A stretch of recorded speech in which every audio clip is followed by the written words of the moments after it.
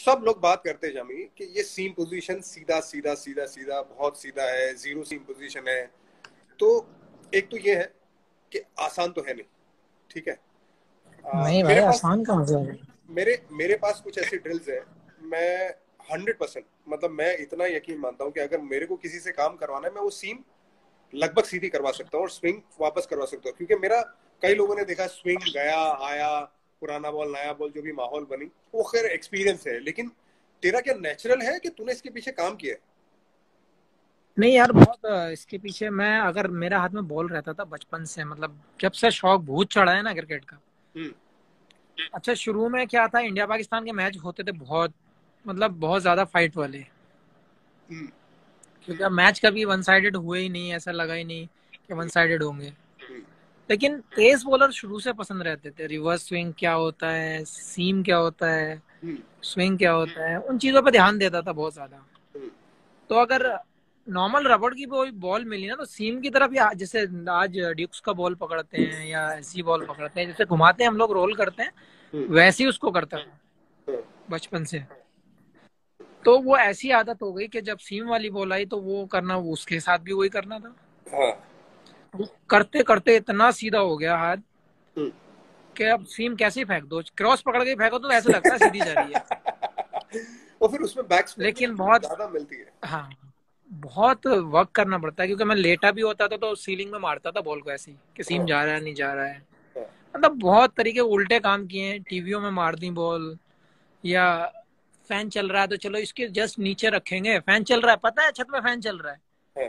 कि इसके नीचे रखेंगे, फैन में ही मार दी सीधी, वो कहीं और जाकर टकरा गई उसमें। हाँ। ऐसी हरकतें बहुत की हैं उसके चक्कर में सीम के। हाँ। लेकिन अब आकर ज्यादा बात हो रही है सीम की, अगर देखा जाए तो, हाँ। कि आपकी सीम ऐसी है, आपका कंट्रोल ऐसा है।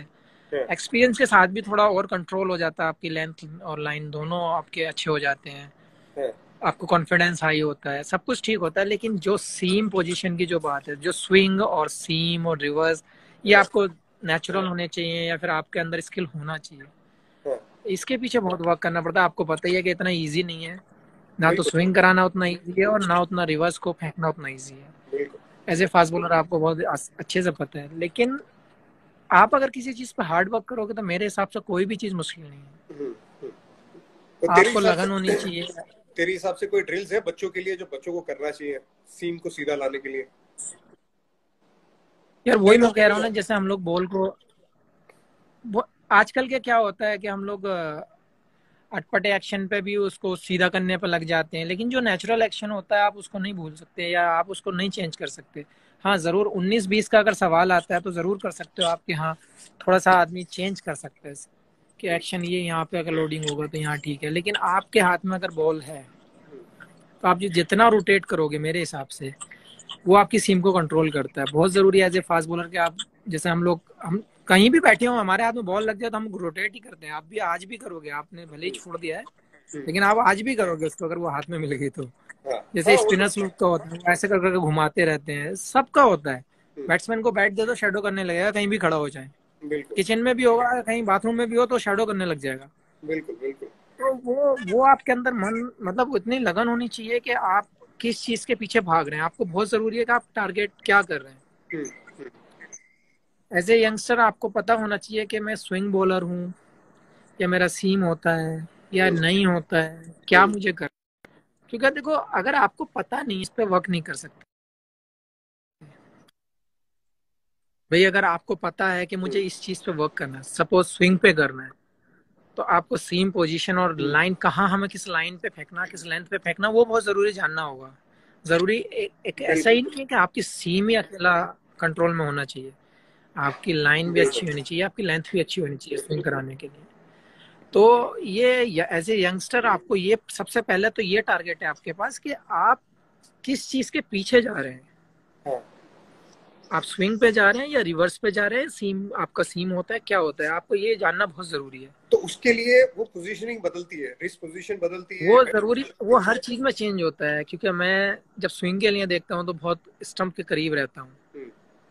जब मैं नई बॉल डालता हूँ तो स्टंप के करीब से डालता हूँ, जैसे पुराना होता है बीच में आ जाता हूँ। जब बिल्कुल ही पुराना रिवर्स के टाइम पे आ जाता है हम्म। तो मैं मिडिल और बॉक्स पे से डालना शुरू कर देता हूँ।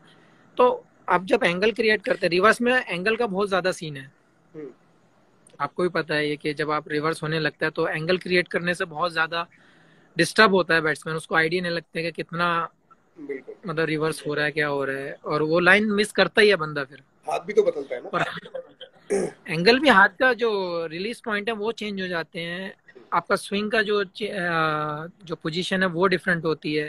हम्म।